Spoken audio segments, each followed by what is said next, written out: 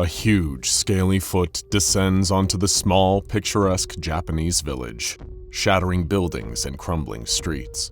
This is the mighty stomp of Fukeru, an ancient beast from the mountains. He has been awakened from his 1,000-year slumber by the firebombing of Japan by Allied forces during World War II, in the months leading up to the nation's surrender. Fukeru gives a bellowing roar of pure rage. His body is bulbous and rubbery, his head crowned by a series of great gnarled horns above his bloody red reptilian eyes. He is nature's vengeance for a world corrupted by humanity's evil, war, greed, selfishness. With every stomp, he collapses a new building with seemingly nobody to stop him. That is, until an exhausted voice calls out, "Cut!" from a tinny megaphone. The year was 1972. The studio lights go up. This isn't really an epic kaiju destroying a Japanese village. It's a man named Daisuke in a rubber costume stomping on a model village inside a Tokyo soundstage. As the blinding house lights go up, he removes the headpiece of the costume, gasping for air, his face glistening with sweat. The director, a man who we'll call Director Sakamochi, climbs off his high chair and trudges down into the set, a hand on the small of his aching back. "What did I do wrong?" Daisuke asked. "I was smashing up the buildings just like you said in the script. We've done this scene 15 times today." Director Sakamochi just shook his head and sighed in exhaustion, adjusting his glasses. "It just doesn't look realistic. I don't believe you're truly a giant monster destroying a village. It just looks cheap." A production designer who was standing just off the side of the set and was getting all too tired of shooting the same sequence called out, "That's because it is cheap. Lower your standards, Sakamochi. Some of us want to see our families again after this is done." This probably would have been the start of a heated argument between Sakamochi and the production designer, had an envoy from Gojo Studios, the financiers of the film, not entered the room and asked for Sakamochi to come with him. One of the film's backers wanted to have a word in private.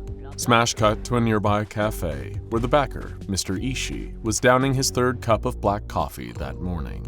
His face could pass for a scientific diagram representing chronic stress. He told Sakamochi that he and his fellow businessmen had been seeing the dailies for the film, and they weren't impressed. "You told me that this would be a hit to rival Ghidorah," Ishii said. "But there's no way we can sell this gaudy schlock to the international market. And we're going to get slaughtered at the domestic box office if you can't turn this disaster around, Sakamochi." The disaster in question was Fukeru's Assault, a kaiju disaster movie meant to cash in on the ever-popular series of Showa-era Godzilla flicks that had first started releasing during the early 50s. Godzilla had been a commercial and critical success for the suits at Toho. It had even become a monster movie superstar in the States among certain devoted cult audiences. So naturally, plenty of other production companies were eager to cash in on what seemed like a winning and easily repeatable formula. The movie was meant to be a low-budget, safe bet. Sakamochi was a reliable hired gun director who mainly made his bones directing commercials and TV specials. He likely had the skills to put forward a serviceable monster movie offering. But now, when it was most pivotal that the whole thing went well, the movie that Gojo Studios were hoping for just didn't manifest. Sakamochi tried his best to argue that he still had things on track. While the model village stomping scene was a little uninspired, he had something special planned for the sequence where Fukeru was defeated at the end of the movie. He managed to secure an incredible location, an abandoned town with these huge satellite dishes that in the movie would be converted into giant laser weapons that fired at the kaiju and killed it once and for all. He also created an incredible sound rig that would help him make up for not being able to afford as many extras as they need for the ultimate battle sequence. Despite all these assurances, though, Mr. Ishii wasn't impressed. There was, however, one potential way out. An industry secret that the folks at the studio had spent the last decade heavily investing in. "I'm gonna give you a card, kid," Mr. Ishii said. "You're gonna call the number on that card and follow the instructions. This is how we save this dog of a movie, you understand. Genuine production value, the likes of which even those goons at Toho have never even seen before." Sakamochi didn't know what to expect. Better special effects? A company that makes higher quality bespoke monster suits than the one that Daisuke was stomping around in? Truth be told, he'd take anything as long as it would save this movie. Perhaps he'd even keep his reputation intact in the process. That night, back in his apartment, Sakamochi studied the card, Kaiju Producers. Strange. He'd worked in the film industry for a long time, and he'd never heard of this SFX company. But still, if the Gojo shareholders were willing to foot the bill, he was open to the idea. Sakamochi called Daiju that night and arranged a meeting the next day. A car arrived outside of Sakamochi's building the next morning, claiming to be driven by a representative of Kaiju Producers. They wanted to take him on a tour of their facilities, just to make sure that they were the right ones for the project. This struck the director as a little strange, especially as the car driving him soon left Tokyo and started driving out into the country. "We need a lot of space to do our kind of work, Director Sakamochi," the representative said, giving the director some serious questions about what exactly their kind of work really was.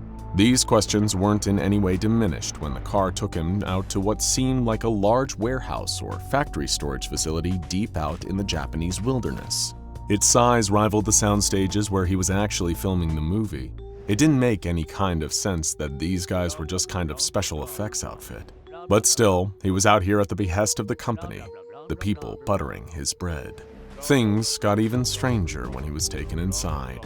The building seemed to have an unusual amount of security, guards, an absurdly number of strangely advanced locks, the kind of thick reinforced doors you'd expect to see in a bank vault rather than a cinematic special effects studio. The representative, who seemed unusually enthusiastic, led Director Sakamochi through the facility while talking to him. "We really believe in your film, Director Sakamochi. It has a layer of symbolism and intellectualism to it that I don't believe we've seen in a monster movie since the first Godzilla," he said, while leading the director through ever more reinforced code-locked doors. "We're very exacting about the projects that we choose to work on, but after Mr. Ishii sent us the script for Fukero's Assault, we became certain that this was a film of substance. That's why we think you're really going to benefit from what we do here." After that, they approached the largest and seemingly most reinforced door yet. The representative carefully interfaced with each of the various locks, and at that point, the door opened with a loud metal-on-metal grinding sound. Beyond, darkness awaited. Sakamochi followed the representative into a threateningly huge room, comparable again to the vast studio lots where he'd filmed so many commercials and TV movies over the course of his career. The whole hall was bathed in darkness, save for the far end where Director Sakamochi saw something he couldn't believe. Giant glass tubes filled of glowing liquid, each one containing something impossible. Real-life specimens of the Fukeru Kaiju. Was it magic? Was it genetic engineering? He didn't really know. But the reality was undeniable. The people at Kaiju Producers had literally created the monster that the movie was built around. And to what end? Director Sakamochi simply didn't know. "We've made 20 of them for you to start with, Director," the representative said, a glint of pride in his eye. "That should be enough to get started with. But from there, we're happy to fulfill repeat orders until the film is done. It's a lot easier to make these creatures than you'd think." That was something that Sakamochi would simply have to take the representative's word on. He was at a loss for words, half wondering whether he was just hallucinating all of this. But the more he looked, the more he could see that these were no mere special effects. They were organic creatures, breathing and twitching inside the giant tubes. This company had this strange and terrifying ability, and they used it to make living props for monster movies? An arrangement was struck while Director Sakamochi was at the facility. They'd send him the monsters for the movie and even help him set up the laser satellites to make sure that the ending sequence would really knock people's socks off. And of course, as part of the deal, Director Sakamochi also had to promise that he wouldn't tell anyone about what went on at the Kaiju Producers facility, or this singular service might be lost to filmmakers of the future. A few days later, the director and crew were assembled at the shoot. The perfect abandoned rural Japanese town, surrounded by those huge structures with satellite dishes atop them. This would be the make-or-break scene. It was the sequence that, if it succeeded, would make this movie iconic, and if it failed, consign it to the fiery pit of failure. But luckily for Director Sakamochi, the fine folks at Kaiju Producers were people of their word. After about half an hour of waiting, the ground started to shake as the trees parted and a giant, scary monster came stomping through.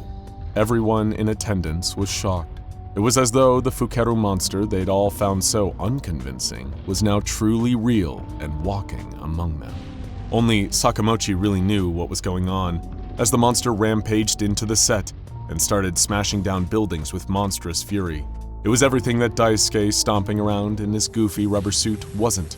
It was raw, it was visceral, it was, well, epic. And as the thing unfolded, all director Sakamochi needed to do was point the camera and keep recording. It was some of the best footage he'd ever recorded. The sound effects that director Sakamochi had arranged all kicked in. The abandoned town felt like an extensive battlefield, with the somehow living monster reacting to all of the chaos going on around it.